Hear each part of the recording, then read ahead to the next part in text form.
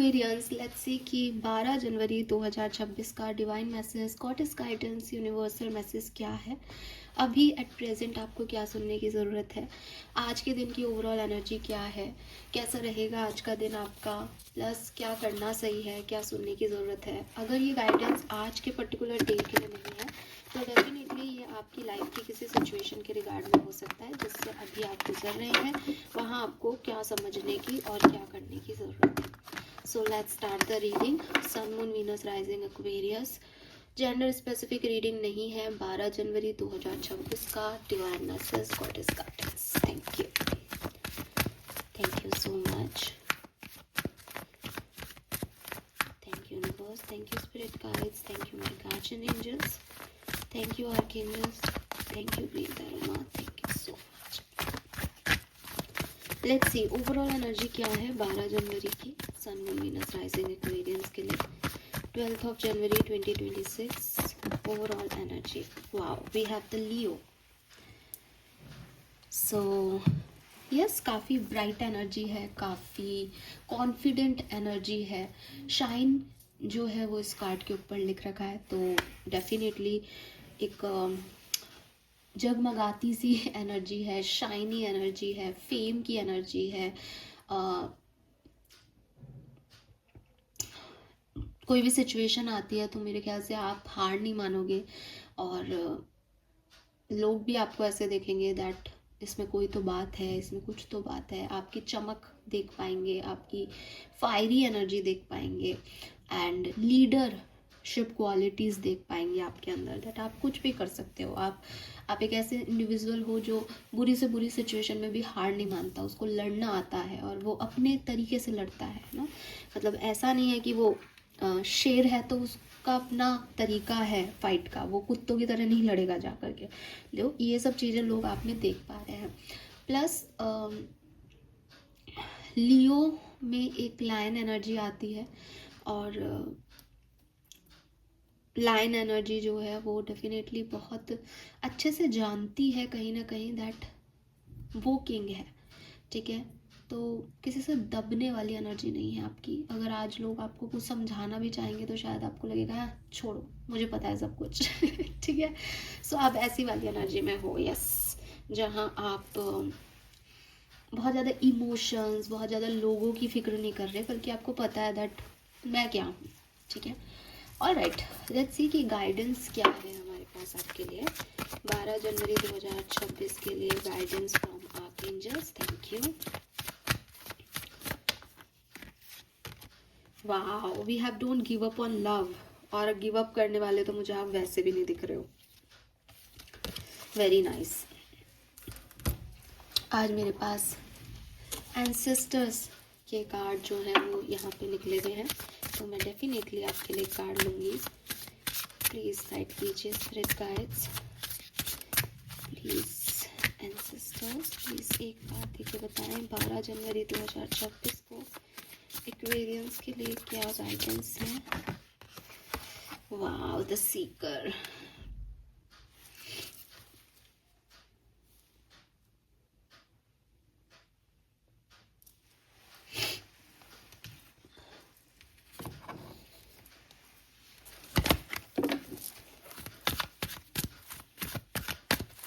Guidance for Aquarians, thank you. 5th चक्र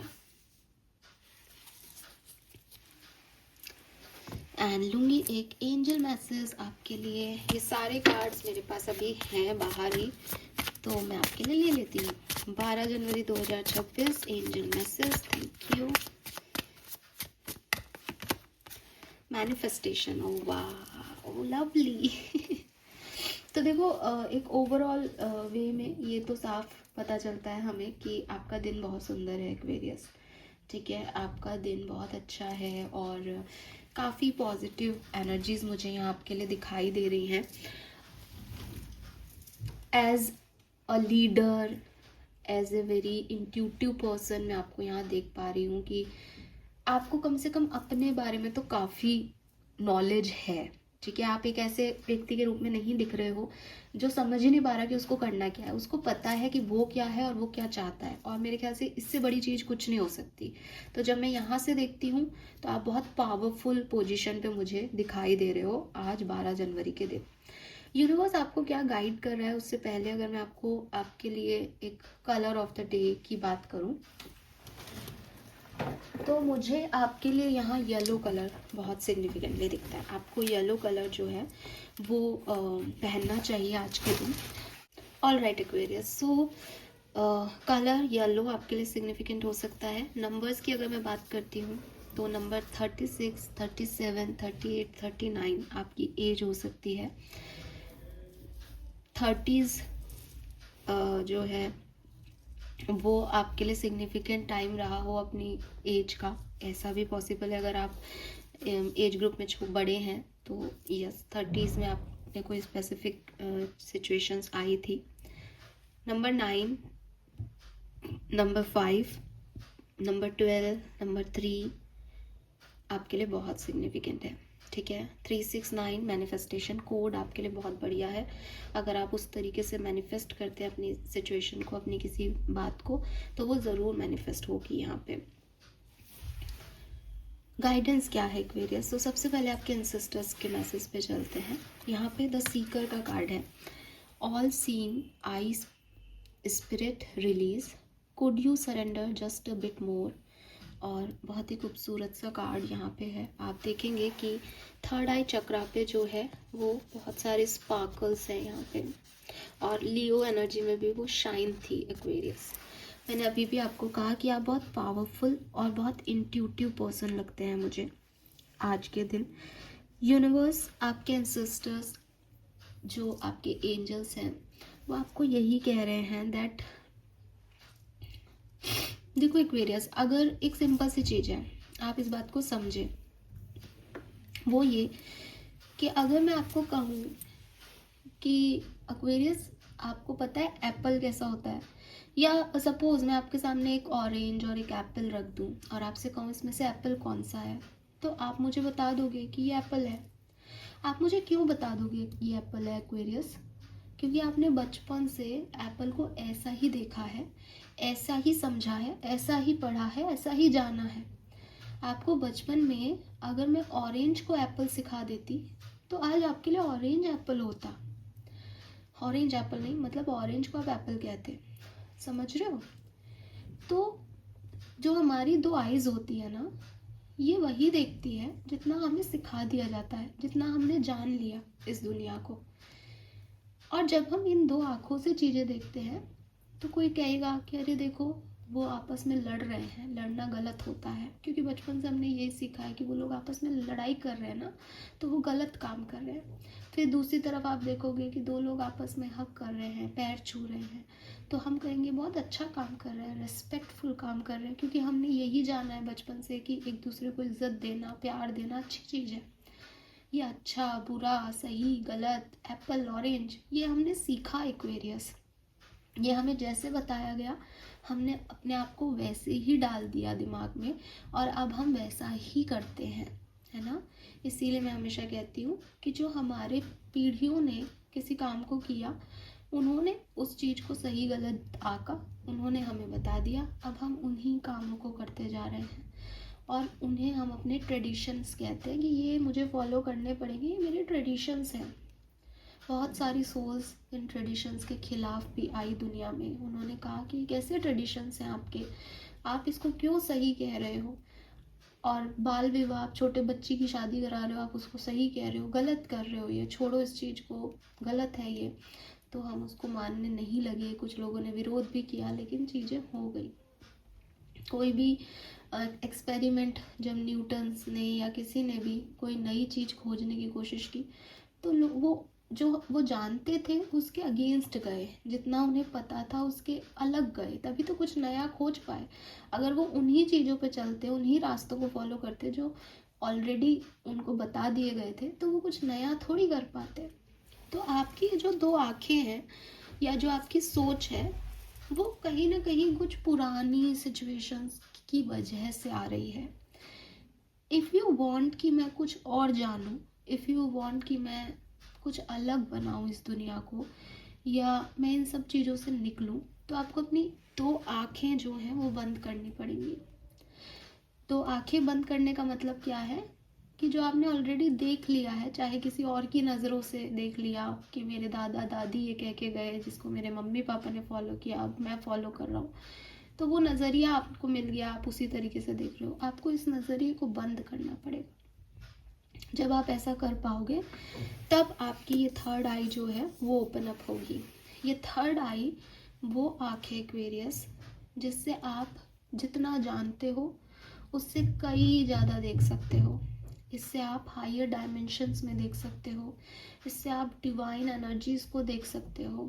इसका कोई लिमिट नहीं है, लेकिन आपकी आँखों को आपने लिमिट कर लिया है कि भगवान होते हैं पर दिखते नहीं हैं। एंजल्स होते हैं पर वो ह्यूमन फॉर्म में नहीं आएंगे ना, इसलिए हम देख नहीं सकते। लेकिन जब आप थर्ड आई से देखोगे, आपको एंजल्स भी दिखेंगे, आपको भगवान भी दिखेंगे एक्वेरियस, और ये भी समझ आएगा कि हम भगवान कहते किसे हैं, ये क्या एनर्जीज़ है, ये क्या है टैरो रीडिंग की इसको पता है कि ये सही बता देती है। ये सब कुछ जानने के लिए आपको आपकी थर्ड आई पे वर्क करना पड़ेगा।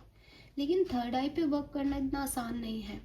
जो लोग कहते हैं ना कि मेरा इंट्यूशन बहुत अच्छा है, मुझे पता चल जाता है कि क्या होने वाला है, जब उनको पता चल जाता है तो उन्होंने उस सिचुएशन को रोका क्यों नहीं?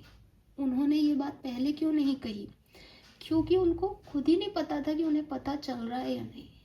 ये प्रैक्टिस की बात है, ये समझने की बात है।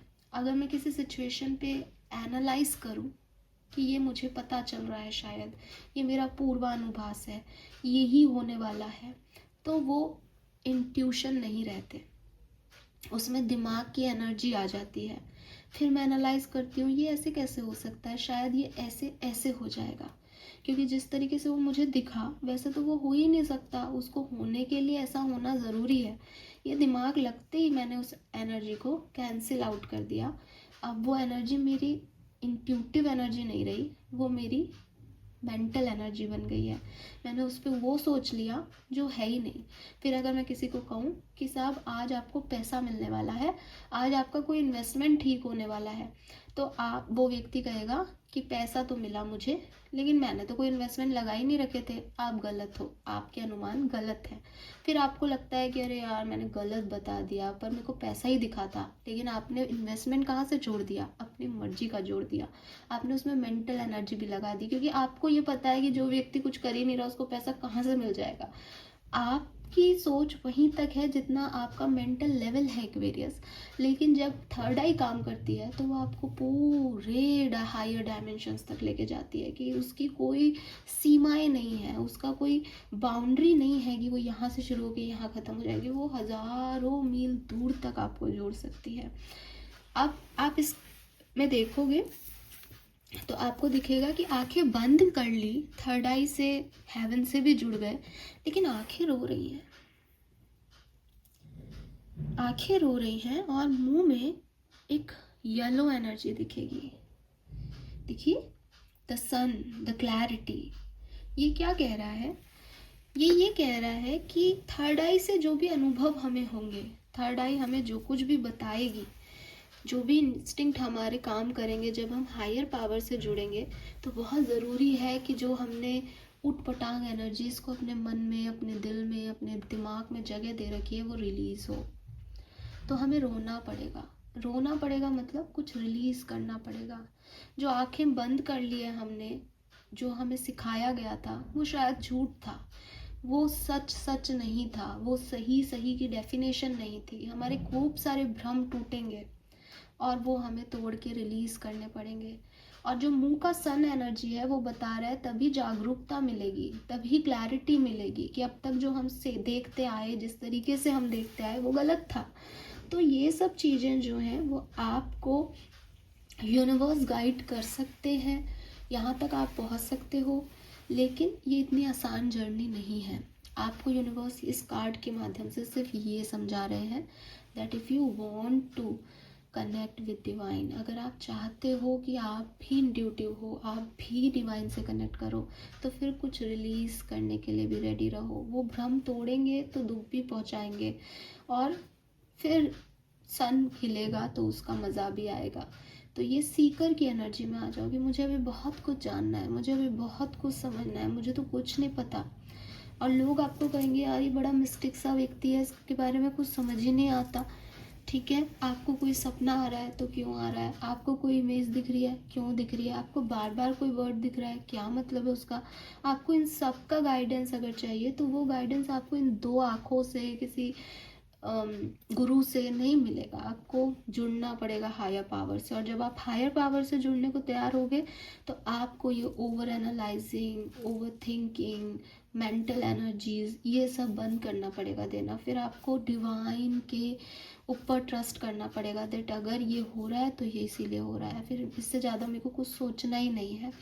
आधा अधूरा सा जो आपका फेथ सिस्टम है कि ये भगवान कर रहे हैं लेकिन मैं ये कर लेता हूँ, ऐसा करने से ऐसा हो जाएगा, ये आपको कहीं नहीं पहुँचा रहा। तो यूनिवर्स चाहते हैं दैट अगर आप उनसे जुड़ना चाहते हो तो फिर आप इन दो आँखों से आपको अभी तक दुनिया जो दिखाई गई है उसको ख़त्म करो, रिलीज़ करो, और एक नई क्लैरिटी लो अपनी लाइफ के बारे में या इस दुनिया के बारे में। ठीक है, yes. Then we have number 9. Don't give up on love. A relationship you cherish can be healed. Allow me to clear the way for forgiveness so that love can thrive again. Universe आपको ये भी कह रहे हैं that again बनना, बिगड़ना, टूटना, जुड़ना, इन चीज़ों पे इतना ज़्यादा दिमाग मत लगाओ। इसने ऐसा क्यों किया, मैं इसको माफ़ करता हूँ, ये रिश्ता दोबारा बनेगा या नहीं, ये सब आपकी सोच नहीं होनी चाहिए। क्योंकि आपको पता होना चाहिए दैट ब्रह्मांड की वजह से चीज़ें हो रही हैं, कुछ अलग एनर्जी सोर्सेस काम कर रहे हैं, और उनको जब जैसे किसी की बुद्धि फेरनी होगी, कहते हैं ना कि मंथरा ने आकर के जो है वो कौशल्या मुझे नहीं, कौशल्या तो राम की मदर थी केकई की बुद्धि फेर दी। अभी एक बहुत प्यार करने वाली मदर अपने बच्चे को कह रही है कि तू वनवास चला जा। ये क्या हुआ, मेंटल गेम हुआ ना। किसी ने नहीं सोचा था कि सबसे प्यार करने वाली मदर ऐसा भी कर सकती है, लेकिन उन्होंने किया। उस पर्टिकुलर टाइम पे ऐसा लिखा था, इसलिए अच्छा भी बुरा बन गया, सही भी गलत हो गया तो ये सब चीज़ें आपको नहीं पता कि कैसे हो जाएंगी, कैसे कब कौन कितना बुरा आपके लिए बन जाएगा। आप विश्वास करते हो, वो विश्वास तोड़ देगा। लेकिन आपको ये पता होना चाहिए दैट मुझे विश्वास किसी इंसान पे नहीं है, मुझे विश्वास भगवान पे है, मुझे विश्वास उस डिवाइन एनर्जीज़ पे है। मैं उनसे पूछता हूँ क्या है, तो मुझे सामने वाले से आंसर नहीं मांगने, मुझे भगवान से आंसर मांगने। लेकिन मैं तो भगवान से आंसर मांग रहा हूँ, लेकिन मैं इन्हीं दो आँखों से जज कर रहा हूँ लोगों को, इन्हीं दो आँखों से देख रहा हूँ, तो मुझे कैसे आंसर मिलेंगे। इसलिए बहुत ज़रूरी है कि या तो पूरी तरीके से डिवाइन से जुड़ जाओ, आँखें बंद कर लो कि मुझे देखना ही नहीं है कि कौन क्या कर रहा है, मुझे मतलब ही नहीं है कौन क्या कर रहा है। No, could you surrender just a bit more, मैंने और सरेंडर कर दिया, जो होगा अच्छा होगा फिर। ठीक है, और नहीं तो फिर मैं इससे देख रहा हूँ, फिर मुझे भगवान से कोई मतलब नहीं है, इसने मेरे साथ बुरा किया, मैं भी इसके साथ बुरा कर रहा हूँ, अब ठीक है जो मेरा कर्मा है वो लौट के आएगा। That's it. सरेंडर का कॉन्सेप्ट ये है। सरेंडर का कॉन्सेप्ट ये नहीं है कि मैं इसको बाद में देख लूँगा, भगवान इसको सजा देना, ऐसा वैसा, और मैं जज भी कर रहा हूँ इंसान को, और मैं फेथ भी दिखा रहा हूँ, मुझे ये पसंद भी नहीं है लेकिन मैं चाहता भी हूँ सब अच्छा हो जाए। तो ऐसे थोड़ी ना आप अपने आप को बेवकूफ़ बना सकते हो, एनर्जीज़ को थोड़ी बेवकूफ़ बना सकते हो। तो yes Aquarius, don't give up on love. अपनी ज़िंदगी में प्यार पे गिव अप मत करो। किसी इंसान ने क्या किया क्या नहीं किया वो उसकी प्रॉब्लम है, आपको तो डिवाइन लव के लिए रेडी रहना है, आपको तो भगवान से प्यार होना चाहिए। ठीक है, और वो आपके लिए लेके आएगा प्यार को दोबारा से, जब आप दोबारा से उस एनर्जी को जीत सकते हो। मुझे ऐसा भी लगता है कि आप में से काफ़ी लोग किसी पर्टिकुलर रिलेशनशिप के लिए अगर परेशान है तो ये रिलेशनशिप हील हो सकता है, इस पर गिव अप ना करें, ये एक डायरेक्ट मैसेज है आपके लिए। 5th चक्रा आर्कएंजल गैब्रियल है यहाँ पे। शायद किसी का थ्रॉट चक्रा इनएक्टिव है, शायद किसी का गला ख़राब है, शायद किसी के कोल्ड हुआ है, थ्रॉट इन्फेक्शन हुआ है, तो प्लीज़ अपने थ्रॉट पे काम करें, थ्रॉट चक्रा का मेडिटेशन करें, अच्छा बोलें एक्वेरियस, सही बोलें, सच बोलें। ठीक है, बहुत ज़रूरी है। और कोशिश करें कि आपका थ्रॉट चक्र हमेशा एक्टिव रहे, क्योंकि थ्रॉट चक्र इनएक्टिव होने का मतलब ये है कि आपके मुंह से सच नहीं निकल रहे अपने, आप जो महसूस कर रहे हैं वो बोल नहीं पा रहे, और अपनी फीलिंग्स को एक्सप्रेसिव नहीं है वो आप अपनी फीलिंग्स के लिए। ये सब आपकी ग्रोथ को रोकता है कहीं ना कहीं। आपको एक्सप्रेसिव होना चाहिए, क्लियर कम्युनिकेट करना चाहिए, ताकि दूसरों के मुकाबले आप अपनी लाइफ को अच्छे से समझ पाओ। दैट ये मैं महसूस कर रहा हूँ, मैंने ये बोल दिया, और ये मेरा सच है, मुझे ये सच लग रहा है, मैंने ये बोल दिया। ऐसा नहीं है कि 1 महीने बाद मैं कुछ और नहीं बोलूँगा, हो सकता है बोलूँ, पर आज की परिस्थिति में मुझे ये सही लग रहा है। तो एक क्लियर कम्युनिकेशन होना बहुत ज़रूरी है। लोग आप पे फिंगर पॉइंट आउट नहीं करें कि अरे तुम अभी कल कुछ कह रहे थे, आज कुछ कह रहे हो, और लोग क्या कर रहे हैं उससे ज़्यादा आप खुद के ऊपर क्वेश्चन मार्क नहीं करो कि यार मैंने ऐसा क्यों बोला, जबकि मैं जानता हूँ कि ये सही है। ये सब चीज़ें नहीं आनी चाहिए आपके लिए। तो क्लियर कम्युनिकेशन किसी से भी आपके रिश्तों को भी हार्मनी में लाएगा, प्लस आपका खुद के लिए भी नज़रिया बदलेगा।